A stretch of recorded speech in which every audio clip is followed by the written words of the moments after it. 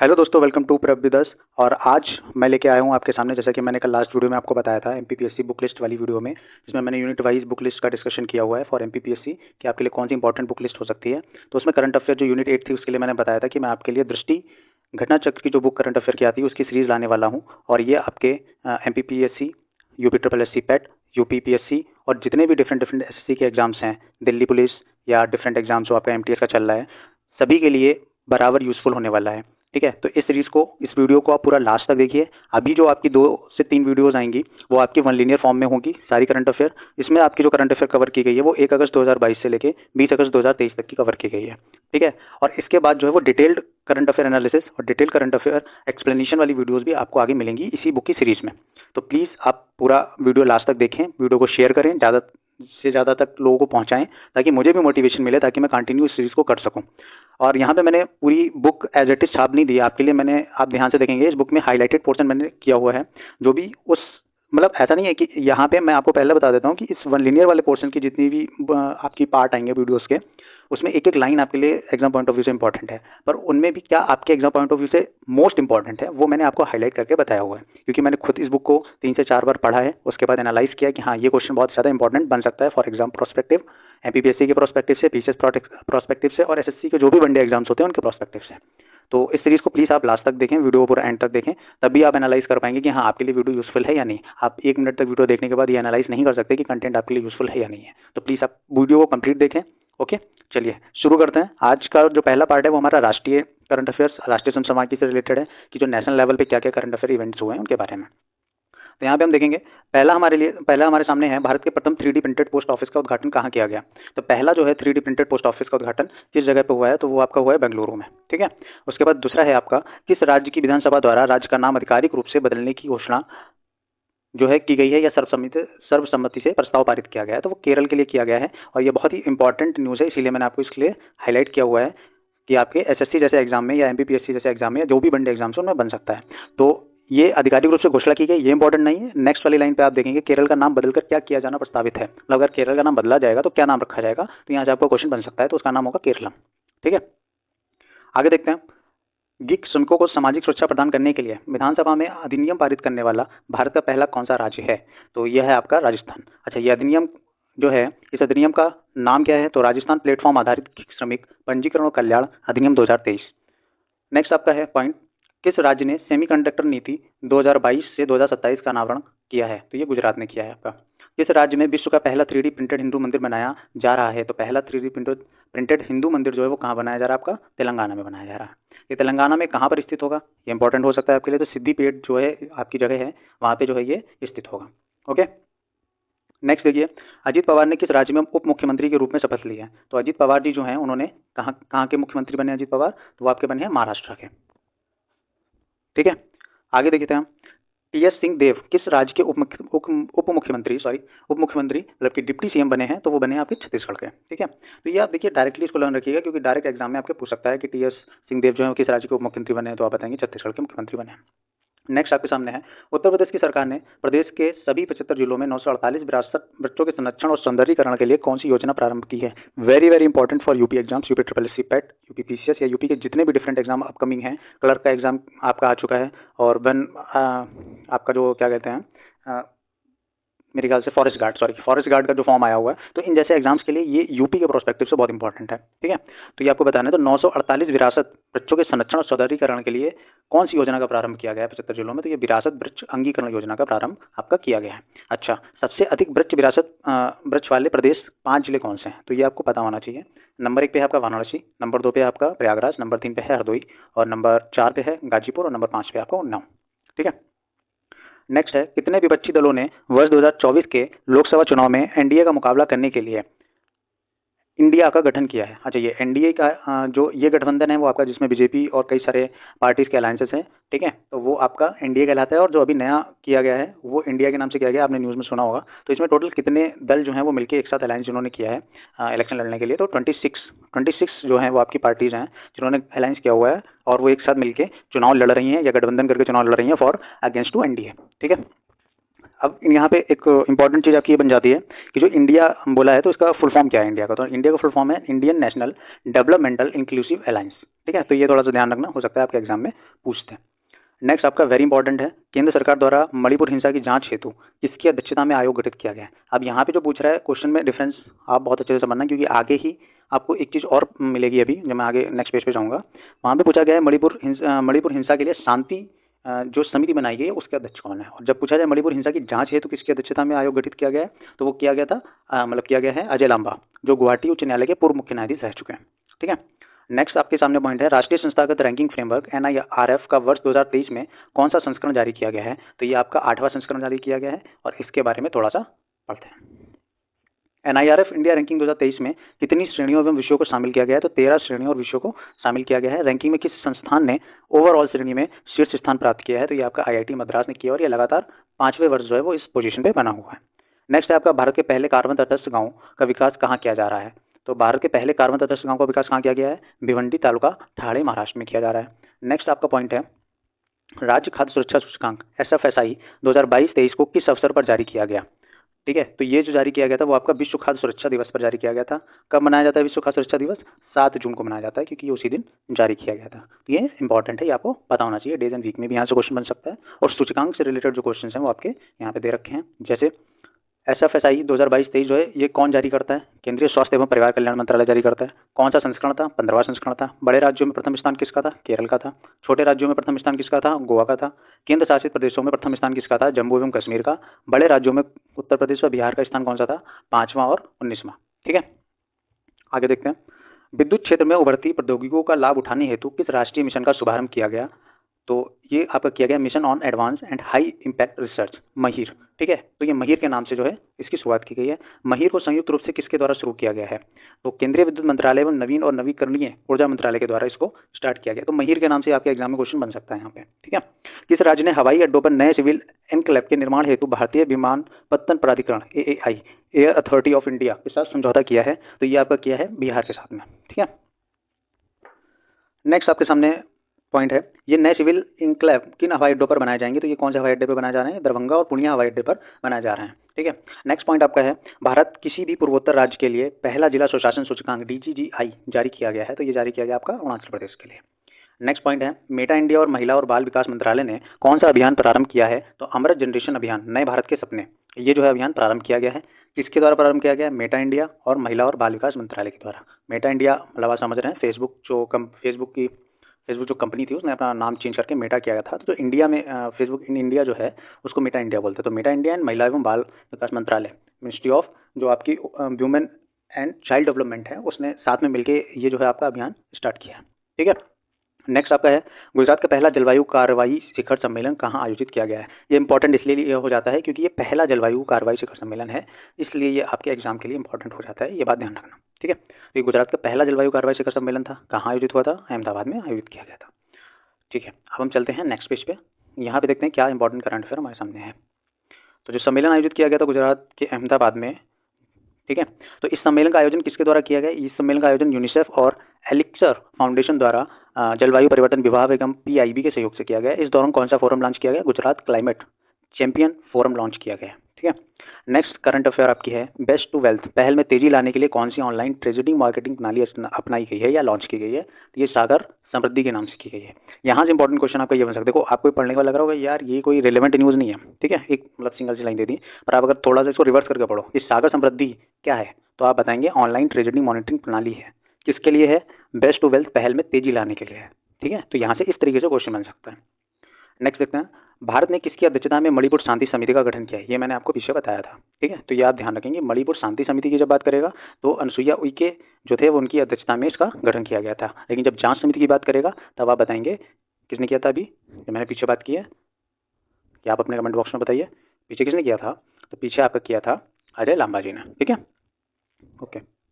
Next है, किस राज्य की 5 इमारतों और संरचनाओं को सुंदर इमारतों के लिए अंतर्राष्ट्रीय ग्रीन एप्पल पुरस्कार, सिर्फ हाईलाइटेड पोर्शन आपको ध्यान रखना है, अंतर्राष्ट्रीय ग्रीन एप्पल पुरस्कार किसको मिला है, तेलंगाना को मिला है। किस लिए मिला है कि 5 इमारतें हैं वहाँ की और संरचनाओं की सुंदरता के लिए वहाँ पे दिया गया।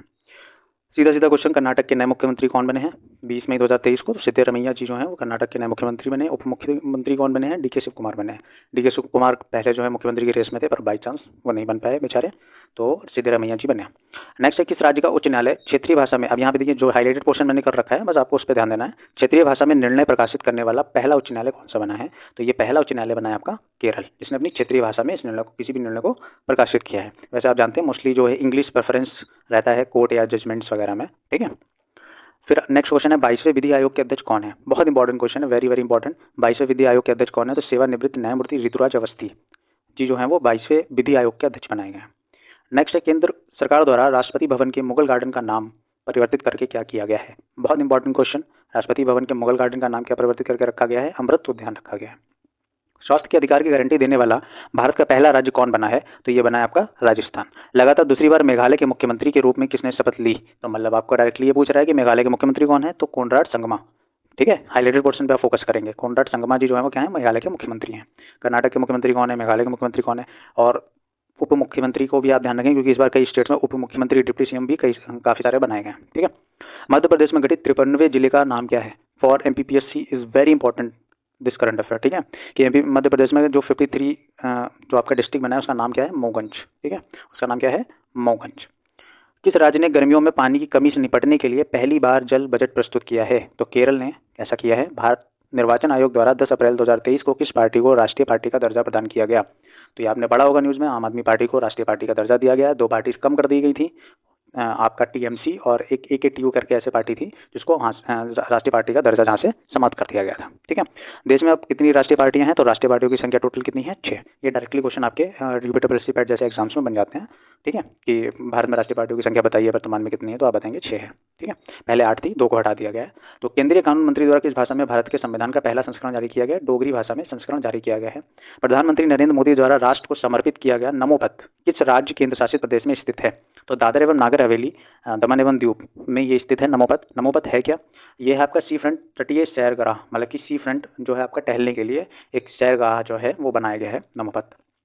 नेक्स्ट है आपका, प्रधानमंत्री नरेंद्र मोदी द्वारा नए संसद भवन का उद्घाटन कब किया गया? Very very important. इससे रिलेटेड जितने भी पॉइंट्स हैं वो सारे के सारे इंपॉर्टेंट हैं। आई एम 100% श्योर कि आपके यूपीपीएससी पैट या डिफरेंट एग्जाम्स में आपको एक आध क्वेश्चन जरूर देखने को मिल जाएगा इसमें से, ठीक है। तो इसके सारे पॉइंट्स हम कवर करेंगे यहाँ पे। प्रधानमंत्री नरेंद्र मोदी ने नए संसद भवन का उद्घाटन कब किया? तो ये किया आपका 28 मई 2023 को।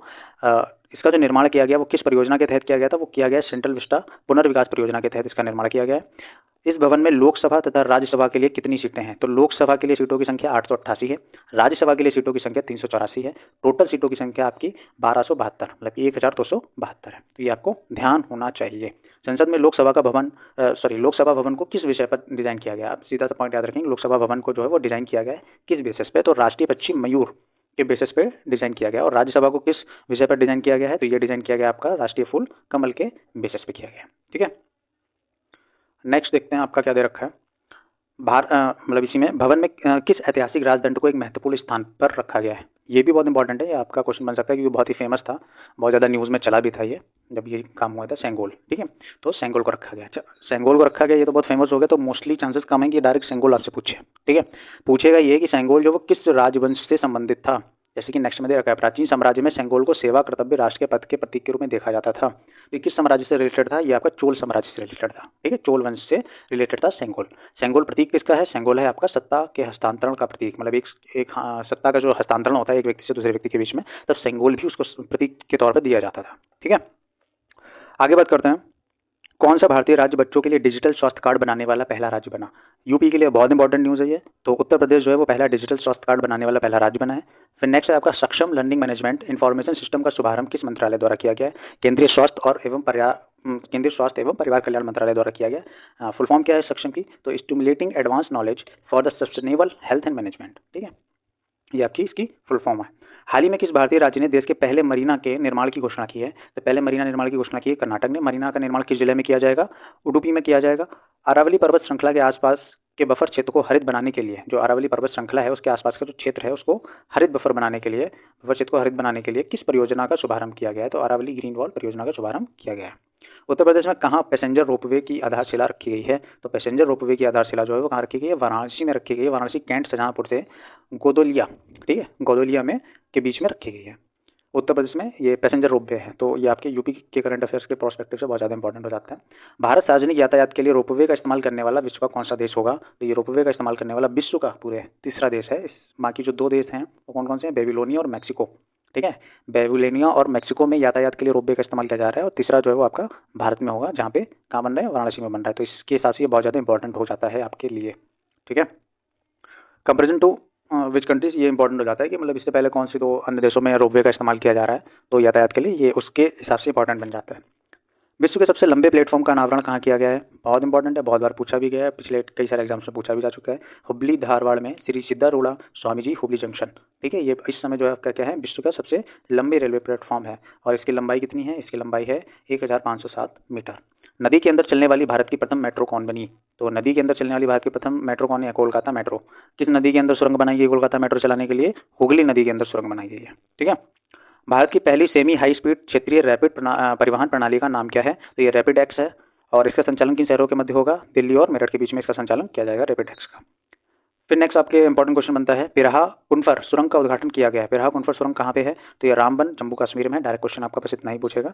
गृह मंत्री अमित शाह ने किस राज्य में अवस्थित किबुतु से वाइब्रेंट विलेज प्रोग्राम का शुभारंभ किया? अच्छा, किबुतु का नाम आपने वैसे भी सुना होगा। ठीक है, अरुणाचल प्रदेश में पड़ता है, और आपका ये पड़ता है सबसे पूर्वी बिंदु जो है आपका बोला जाता है कि सबसे पूर्वी बिंदु कौन सा है हमारे भारत का? तो वो किबुतु बोला जाता है, किबुतु। ठीक है, तो वहाँ से वाइब्रेंट विलेज प्रोग्राम का शुभारंभ किया गया है, ये आप ध्यान रखेंगे। तो ये आपका अरुणाचल प्रदेश में है। भारत का पहला केबल स्टेट रेल ब्रिज कौन सा है?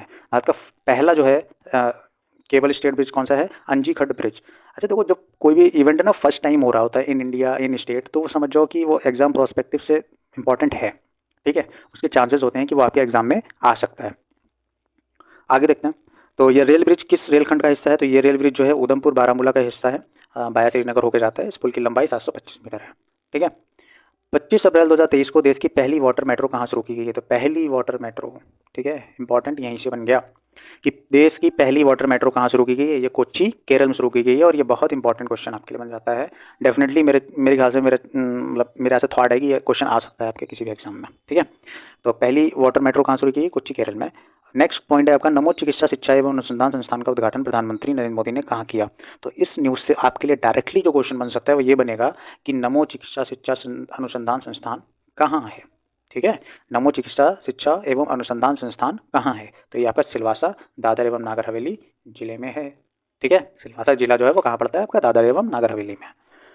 ठीक है, तो आप मेरे ख्याल से ये भी समझ पा रहे होंगे किस हिसाब से करंट अफेयर से क्वेश्चन पुट किए जाते हैं एग्जाम में। देखिए, आपको एज इट इज मैगजीन में लिखी हुई लाइनें कभी भी नहीं मिलेंगी आपको एग्जाम में। आप ये सोचो कि जो मैगजीन में आप पढ़ रहे हो एज इट इज सेम उसी टाइप के क्वेश्चंस मिल जाएंगे, उसी तरीके से आपसे पूछेगा। ऐसा बिल्कुल नहीं होता है। करंट अफेयर थोड़ा सा अंडरस्टैंडिंग वाला मैटर है। आपको कंटेंट मिलेगा, लिखा हुआ मिलेगा, वीडियो में भी मिलेगा, मेरे लेक्चर्स में मिलेगा, पर जब आप खुद से इस मैगजीन को पढ़ने बैठते हैं तो आप थोड़ा सा बोर भी महसूस करते हो, और आपको समझ भी नहीं आ रहा होता कि as it is same point मिल रहा है कि नहीं है, जो भी बिगनर स्टूडेंट है उनके लिए। लेकिन जैसे जैसे आप पढ़ते जाते हो, धीरे धीरे समझ में आता है, तो उतना फिर आप टाइम जाया करो, फिर फायदा ही क्या हुआ, है ना। टेक्नोलॉजी का आप यूज़ करो, दूसरों के एक्सपीरियंस से आप जो है अपना टाइम सेव करो और जल्दी से जल्दी सक्सेस हासिल करो। ये होती है स्मार्टनेस। ठीक है, अब ये स्मार्टनेस नहीं है कि आप अपना 2 से 3-4 साल लगा दो इस एक्सपीरियंस को गेन करने में। किस तरीके से हम मैगजीन को पढ़ें, किस तरीके से उसको रिटेन करें, कैसे ये फाइंड आउट करेंगे क्या क्वेश्चन बनेगा, किस तरीके से बनेगा। तो जिस तरीके से मैं समझाता जा रहा हूँ साथ साथ में आपको, सिर्फ मैं मैगजीन नहीं पढ़ रहा हूँ, मैं आपको ये भी बताता जा रहा हूँ कि इस लाइन से कैसे क्वेश्चन पूछेगा। अब ये लाइन लिखी हुई है, एज इट इज नहीं पूछेगा प्रधानमंत्री नरेंद्र मोदी ने उद्घाटन किया, नहीं, वो डायरेक्ट पूछेगा नमो चिकित्सा संस्थान एवं अनुसंधान संस्थान कहाँ है? तो ये सिलवासा में है, दादर एवं नागर हवेली में, या ये पूछेगा सिलवासा कहाँ पड़ता है, कुछ भी इस तरीके से। ठीक है, लेकिन डायरेक्टली आपका ये संस्थान के तौर पर क्वेश्चन पूछेगा। ठीक है, नेक्स्ट देखते हैं आगे। राज्य ऊर्जा दक्षता सूचकांक SEEI 2021-22 किसके द्वारा जारी किया गया? तो ये केंद्रीय विद्युत मंत्रालय द्वारा जारी किया गया है। यह सूचकांक किसके द्वारा विकसित किया गया है? ऊर्जा दक्षता ब्यूरो के द्वारा विकसित किया गया है। ये किसके सहयोग से विकसित किया गया है? Alliance for an energy efficient economy AEEE के द्वारा विकसित किया गया है। फ्रंट रनर श्रेणी के राज्य कौन कौन से हैं इस अलायंस के तहत? तो आंध्र प्रदेश, कर्नाटक, केरल, राजस्थान और तेलंगाना है। अचीवर श्रेणी के राज्य कौन कौन से हैं इस अलायंस में? असम, हरियाणा, महाराष्ट्र, पंजाब। और कंडक्टर श्रेणी के राज्य और केंद्र शासित प्रदेश कौन से हैं? तो चंडीगढ़, छत्तीसगढ़, दिल्ली, गुजरात, झारखंड, मध्य प्रदेश, ओडिशा और उत्तर प्रदेश। ठीक है, नेक्स्ट है इंडिया जस्टिस रिपोर्ट 2022 में न्याय देने वाले राज्यों में शीर्ष स्थान किस राज्य को प्राप्त हुआ है? तो इंडिया जस्टिस रिपोर्ट में न्याय देने वाले राज्यों में शीर्ष स्थान, मैंने शायद इसको हाईलाइट नहीं किया हुआ है, आप हाईलाइट कर लेंगे, मतलब ये इंपॉर्टेंट है आपके लिए। ठीक है, तो ये इंडिया जस्टिस रिपोर्ट जो 2022 में न्याय देने वाला, मतलब ये आपका रिपोर्ट निकलती है इंडिया जस्टिस रिपोर्ट के नाम से। तो 2022 की जो रिपोर्ट थी उसमें न्याय देने वाले राज्यों में शीर्ष स्थान जो वो किस राज्य को मिला है, वो आपका मिला है कर्नाटक को। ठीक है, ये इंपॉर्टेंट है। इस रिपोर्ट में बड़े राज्यों में सबसे निचले स्थान पर कौन सा राज्य है, तो इस रिपोर्ट में जो आपका सबसे निचले स्थान पर है उत्तर प्रदेश। आप देख रहे हैं ये उत्तर प्रदेश की कितनी बड़ी विडंबना है, मतलब कि यहाँ पे जो न्याय जो इंडिया जस्टिस रिपोर्ट है उसमें उत्तर प्रदेश का सबसे निचला स्थान है और सबसे टॉप पे कर्नाटक है। ठीक है, तो ये यूपी के प्रोस्पेक्टिव से भी इंपॉर्टेंट न्यूज़ बन जाती है और वैसे तो इंपॉर्टेंट है ही, क्योंकि ये रिपोर्ट इंडेक्स में आपसे पूछ सकता है। किस जिले में उत्तर प्रदेश सरकार ने रामलैंड नामक एक थीम पार्क विकसित करने की घोषणा की है, तो ये रामलैंड थीम पार्क जो है बहुत इंपॉर्टेंट हो जाता है यूपी पॉइंट ऑफ व्यू से, क्योंकि देखो आप यूपी के जो भी एग्जाम्स दे रहे हो, यूपी पेट दे रहे हो, यूपी PSC दे रहे हो, या जो भी डिफरेंट एग्जाम यूपी कंडक्ट करवाता है, वो सारे के लिए यूपी की करंट अफेयर रिलेवेंट इंपॉर्टेंट ही होती है। तो ये अयोध्या में बन रहा है। किसकी तर्ज पर टूरिस्ट को, थोड़ा बोलने में प्रॉब्लम है, तो पर्यटकों को आकर्षित करने के लिए इस पार्क को विकसित करने की घोषणा की गई है। तो ये डिज्नीलैंड, मतलब बेसिकली आपसे ये पूछा है कि जो ये पार्क बनाया जा रहा है रामलैंड अयोध्या में, तो ये किसके बेसिस पे बनाया जा रहा है, किसकी तर्ज पे बनाया जा रहा है, तो ये डिज्नीलैंड जो आपका USA में पार्क है उसकी तर्ज पर ये बनाया जा रहा है। ठीक है, ताकि टूरिस्ट ज़्यादा से ज़्यादा यहाँ पे आकर्षित हो सकें। किस जिले में उत्तर प्रदेश का पहला फार्मा पार्क विकसित करने की घोषणा की गई है, तो ये आपका ललितपुर में की गई है, उत्तर प्रदेश का पहला फार्मा पार्क विकसित करने की घोषणा। ये भी आपके एग्जाम पॉइंट ऑफ व्यू से इंपॉर्टेंट है। ठीक है, उत्तर प्रदेश का पहला फार्मा पार्क जो है आपका कहाँ है, ललितपुर में विकसित किया जाएगा। भारत की पहली अंडर वाटर सी टनल का अनावरण कब होगा, तो नवंबर 2023 में होगा। This is not much more important thing. And किस जगह भारत की पहली अंडर वाटर सी टनल का निर्माण किया जा रहा है, ये थोड़ा सा इंपॉर्टेंट है कि किस जगह पे अंडर वाटर पहली, क्योंकि पहली है, मैंने बोला ना जो भी आपका पहला है वो थोड़ा सा इंपॉर्टेंट होता है आपके एग्जाम के लिए। तो ये मुंबई में किया जा रहा है, पहली अंडर वाटर सी टनल। ओके, मन की बात की 100वीं कड़ी का प्रसारण जो है वो आपका कब किया गया था, 30 अप्रैल 2023 को किया गया था। मन की बात कार्यक्रम का पहला एपिसोड कब प्रसारित हुआ था, 3 अक्टूबर 2014 को।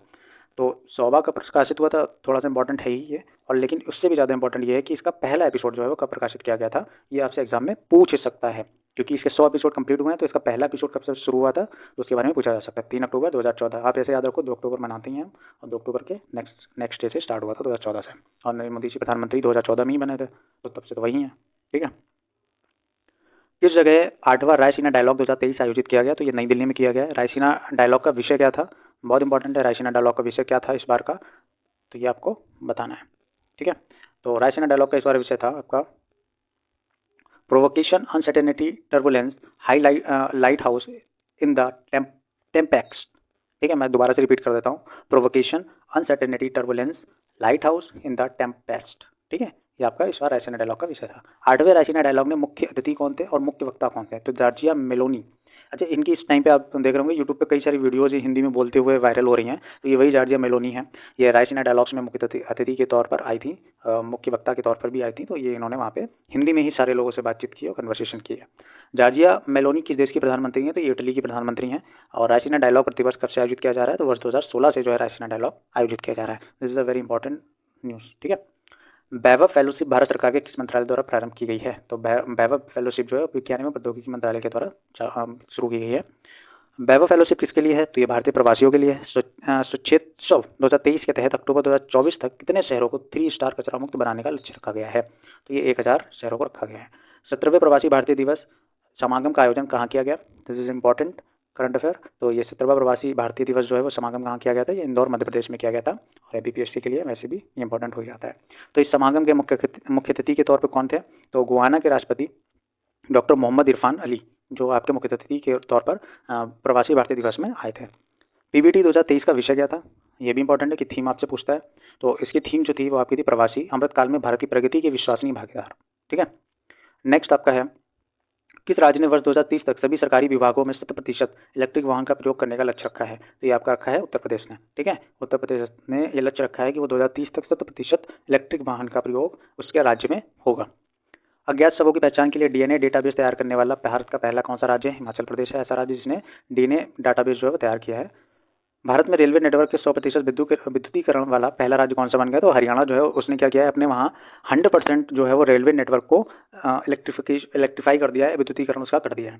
प्रधानमंत्री नरेंद्र मोदी ने स्वागत पहल की 20वीं वर्षगांठ को संबोधित किया, इस पहल का संबंध किस राज्य से है, तो ये स्वागत पहल जो है वो किस राज्य से संबंध रखती है, ये आपका क्वेश्चन बन सकता है यहाँ पे। ठीक है, कि स्वागत पहल जो है उसकी 20वीं वर्षगांठ हाल ही में मनाई गई थी, तो वो किस राज्य से संबंधित है, तो ये आप बताएंगे किस राज्य से संबंधित है, गुजरात से संबंधित है। ठीक है, नेक्स्ट है आपका स्वागत से तात्पर्य क्या है, तो स्वागत की फुल फॉर्म आपके यहाँ पे मतलब बेसिकली ये पूछ रहा है, तो state wide attention on grievances wise application of technology, ठीक है, ये आपका इसका फुल फॉर्म है।